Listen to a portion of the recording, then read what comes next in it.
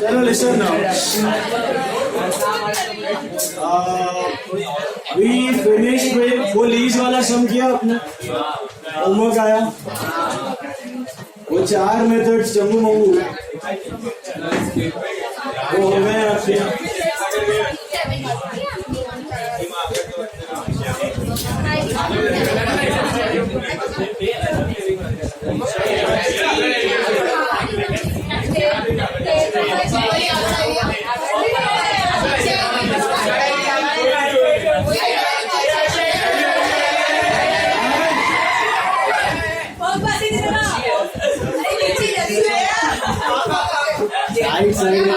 તમે જાણે કોઈ ને જાય વાળા લોકો નાટક કરે છે, કોઈ ના જાય ના એ ડરેલી છે સામેથી આવેલ ચલો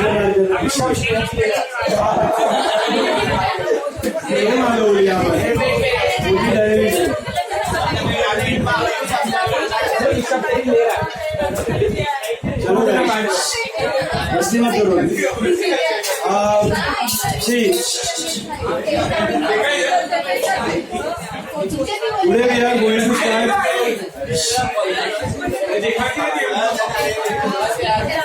very important part of depreciation. आया समझ?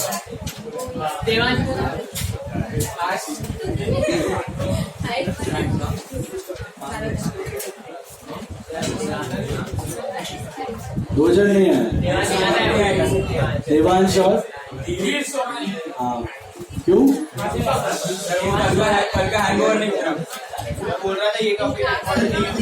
See, most important part of depreciation. Listen. Quiet now. Silence. Page number है 101. Page number 101. Take PFD method now. Okay, PFD का फुल फॉर्म होता है प्रोविजन फॉर डेप्रिसिएशन. क्या होता है? Provision for depreciation. Okay, see yesterday we did 4 methods. What are the 4 methods? Some of the years digits किया था हमने. We saw production hours, production units, extraction and depletion. Extraction depletion का आपने homework किया है, चेक कर लो answers. उसमें आपका क्वेरी लीज अकाउंट में टू बैंक आएगा 1 crore, 1 crore. First year depreciation 6 lakh, sorry 1 lakh. Balance is 99 lakh. Second year it is 5 lakh, balance is 94 lakh. Third year 8 lakh 50, 7 lakh 50 and 86 lakh 50,000 is the balance. 7 lakh 50 and 86 lakh 50,000. That is the balance. Is it clear? अभी सुनो. So वो चारों method के लिए you just calculate a depreciable value. What do you calculate? Depreciable value. And in the respective ratios you straight away depreciate the assets. Start with original cost and then go to सब account price remains, right? 2 और method हमने किए हैं, FIM और RBM. वो तो बचपन के लास्ट ईयर से करते आ रहे हो आप. FIM and RBM. Is it clear? Is it clear? Now, very important part of depre. It is not a new method. इसको बोलते हैं PFD मेथड. लेकिन PFD एक मेथड नहीं है. PFD is a way of presentation. Full form of PFD is provision for depreciation. Now what is this method about? So I'll give you a simple example. By the way, this method is compulsory for all the corporates, all the companies. It is a compulsory method. Is it clear? So, how does it work? How do you present it? Suppose this is an air conditioner and its cost है 50,000 with installation, fixation, everything. 50,000 का asset है. Okay? Normally आप क्या करते हो? Suppose 5 साल की life है और मैं FIM अप्लाई कर रहा हूँ. Suppose So I'll do less from asset 10,000, 10, 10, 10, 10, 10 every year. Scrap is 0 suppose. So 10,000 less from asset, P&L debit expense, depreciation. So this will become 40. 50 minus 10, 40, right? Next year 40 minus 10, 30, then 20, 10 and then 0, correct? But if I am following PFD method, if I am following provision for depreciation method, then I will open a separate account called PFD account. I'll open a separate account called PFD, and normally my journal entry for charging depreciation is depreciation to asset. But यहाँ पर my entry becomes depreciation to PFD. Depreciation to PFD. So what happens in this case? Depre तो charge हो रहा है. Depre is getting charged. But asset में से directly minus नहीं होगा. It will be credited to PFD account. तो PFD का मीनिंग होता है accumulated depreciation. PFD का मीनिंग होता है accumulated depreciation. So how the things will go now? Suppose यही एसी है 50,000 का, डेप्री चार्ज हुआ first year 10,000, depre will go to P&L debit 10,000. But asset में से माइनस नहीं होगा. Instead of subtracting from asset, I will show that depre under a separate account, that is PFD account. This is accumulated depreciation. This is artificial account. इसमें कुछ पैसा वैसा नहीं है, खाली जमा हुआ डेप्री दिख रहा है. ये इसको नेगेटिव एसेट भी कहा जाता है. This is like negative asset. So होगा क्या? फर्स्ट ईयर P&L में तो डेप्री गया 10,000, बट एसेट से माइनस करने के बदले किसमें दिखेगा? PFD. PFD is like a liability. PFD is like a RDD के जैसा, बट उसको आप लाइबिलिटी में ना दिखा के वापस एसेट से माइनस करके दिखाओ. तो first year I will show AC 50,000 minus PFD 10,000, outer column 40. Okay. Next year second year again depre 10,000 goes to P&L. वो तो जा ही रहा है डेप्री टू एसेट की जगह depre to PFD. But second year में क्या होगा? AC will be at 50,000, air conditioner at 50,000 minus PFD 20,000. Air conditioner 50,000 minus PFD पहले का 10, अभी का 10, 20,000 2 साल का. तो outer column 30. Third year air conditioner still will be at 50,000 original cost minus PFD 30. जो P&L वाला डेप्री वो तो जा ही रहा है, खाली एसेट से माइनस करने के बदले I will add it to PFD. AC 50,000 पहले साल और PFD 10,000. दूसरे साल AC 50,000 PFD 20,000. तीसरे साल AC 50,000 PFD 30,000. चौथे साल AC 50,000 PFD 40,000. पांचवें साल AC 50,000 PFD 50,000. तो हो क्या रहा है? एयर कंडीशनर जो है वो 50 पर ही दिख रहा है, ओरिजिनल कॉस्ट पर दिख रहा है. किस पर दिख रहा है?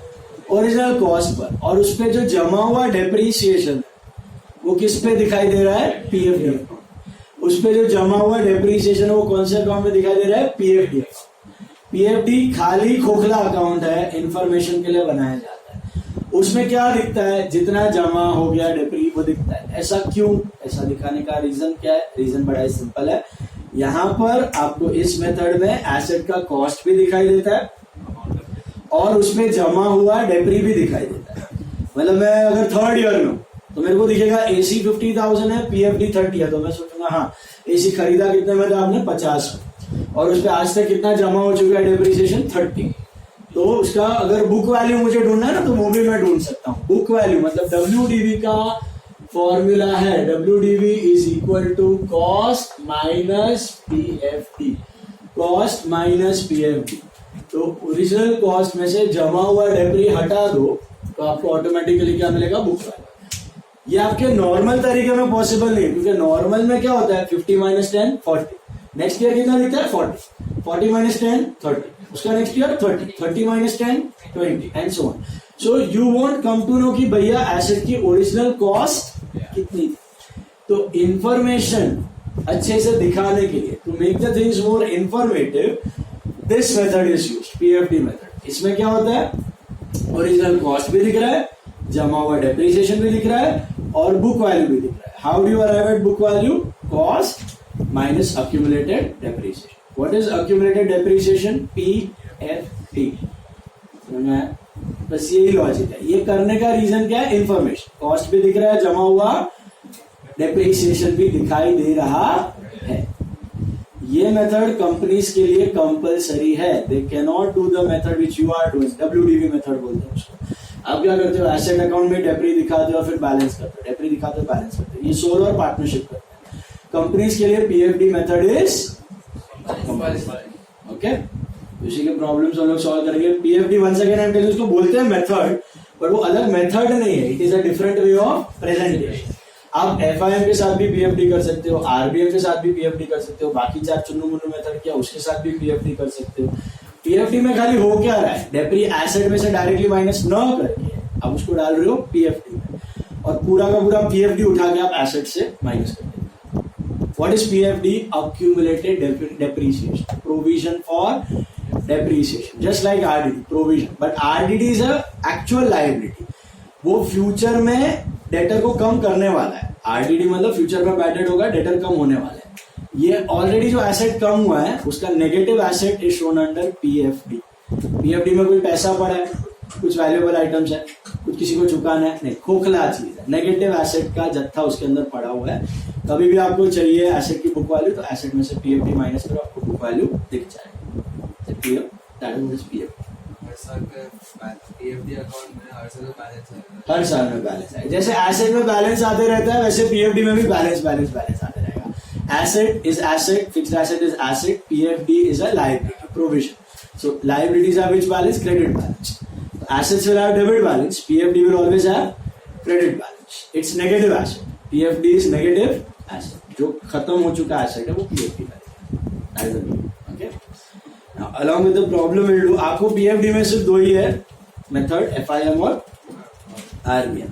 Let's take with the first one. All of you take some number.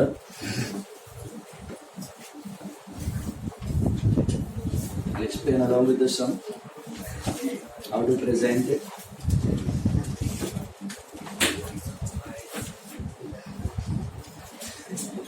See, sum number 10.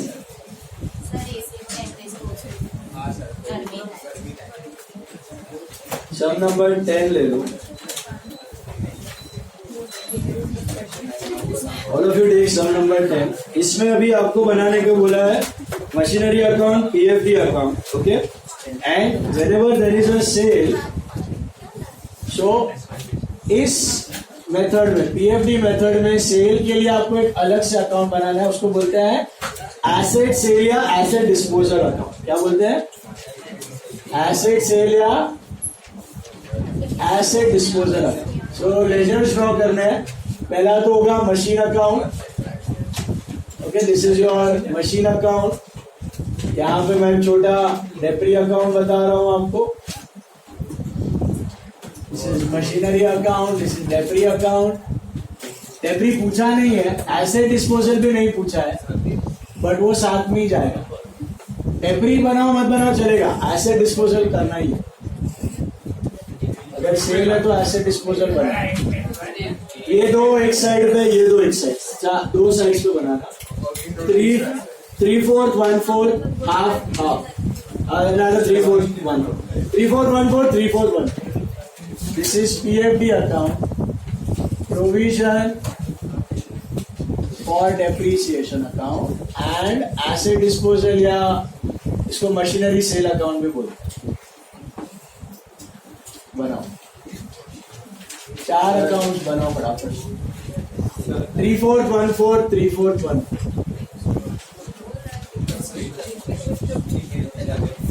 3/4, 1/4, 3/4, 1/4.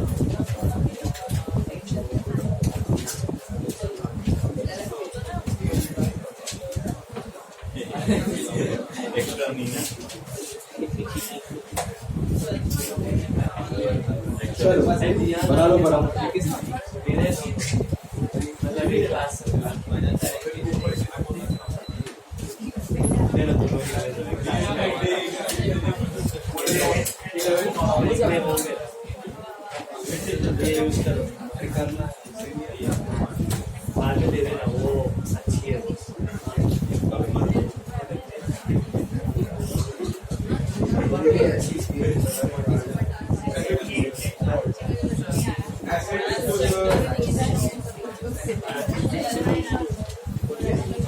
Draw कर लो फटाफट।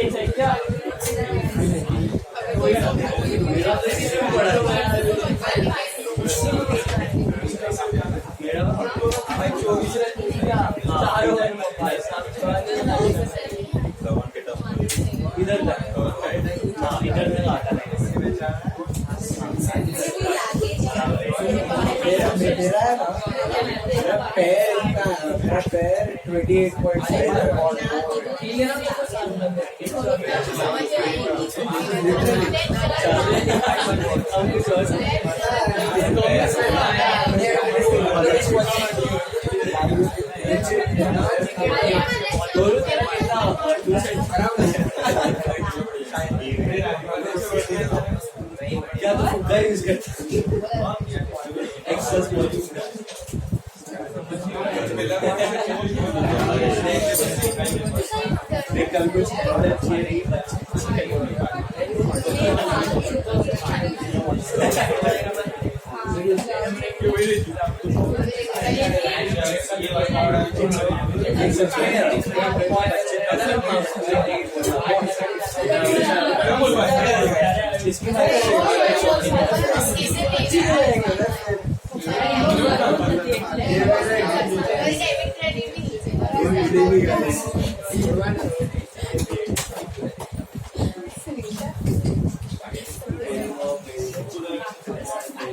'Draw किया? See now how to present the entries in sum number 10. A machine was purchased for 23,500 on 1st July 1990. Its installation charges were 1,000, import duty was 300 and octroi duty was 200. ये सारे 1,500 रुपए आप क्या करोगे उसमें ऐड कर दो, तो आपका मशीन का वैल्यू अभी कितना हो गया 25,000, बराबर है। And you bought it on 1st July 90. ये मशीनरी अकाउंट है 1st July 90. और entry pass machinery to bank कितना 25,000 का आपने खरीदा हुआ है, तो मशीनरी टू बैंक 25,000 मिला। 1st July 90.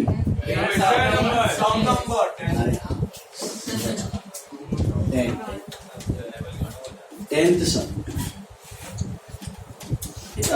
उसके बाद हम 31st March 91 another machine was purchased for 10,000. Last में दिया हुआ year ends on 31st March. So is it same year or next year? 31st March 91. Same year. 31st March 91. Yes. 1991 में ही आता है ना। So वापस से टू बैंक कितना 10,000. वापस से to bank account 10,000. Same year, but will you depreciate the second machine? No, because last date purchase. Okay. Now, sorted यहाँ तक.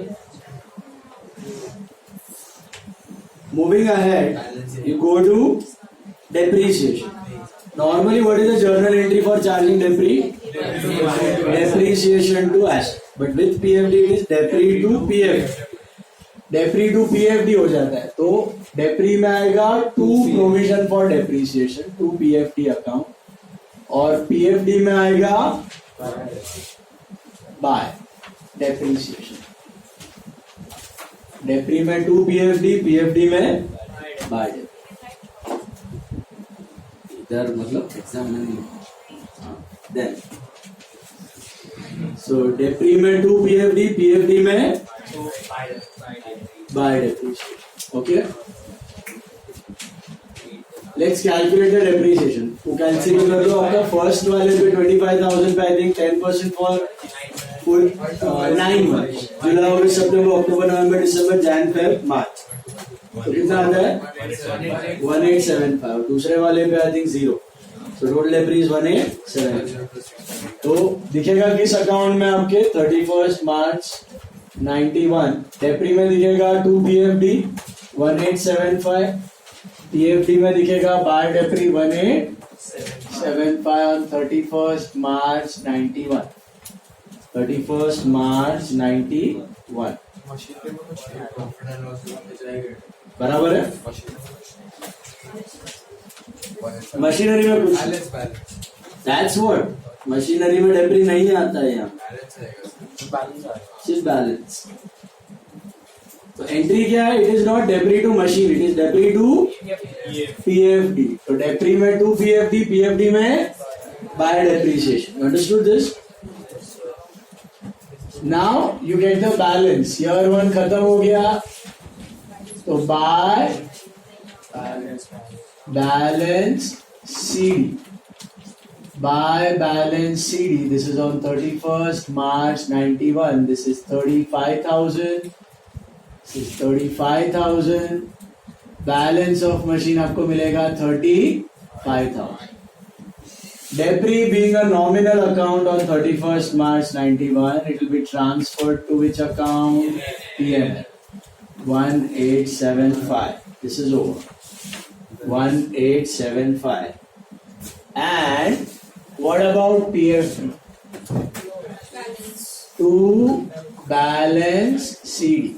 To balance CD will be 1875. This will be on 31st March 91. 31st March 91, and this will become by balance BD on 1491 1875. यहाँ पे to balance BD 35. सो एक साल के बाद आपको कैसा पिक्चर दिखेगा? After 1 year you will see the original cost is still 35, but उसमें जमा हुआ डेप्री इज 1875. तो बैलेंस शीट में क्या रिफ्लेक्ट होगा? Asset will be at 35 and accumulated depreciation will be at 1875. Asset at 35,000, accumulated depreciation at 1875. So if you want to calculate the book value, the WDV, how are you going to do that? 35,000 minus 1875. समझा? तो खासियत क्या है इसमें? आपको पता चल रहा है कि एसेट का ओरिजिनल कॉस्ट कितना था प्लस उस पे जमा हुआ डेप्री. दोनों इंफॉर्मेशन साइमल्टेनियसली दिखाई दे. That is the advantage. Okay, year 1 हो गया. ईयर 2 पे जाते हैं. सी ईयर 2 क्या दिया? ये तो चला ही जा रहा है, डेप्री तो चार्ज हो रहा है, पीएनएल में जा रहा है, खर्चा दिख रहा है. खाली बैलेंस शीट में एसेट से माइनस करने की बदली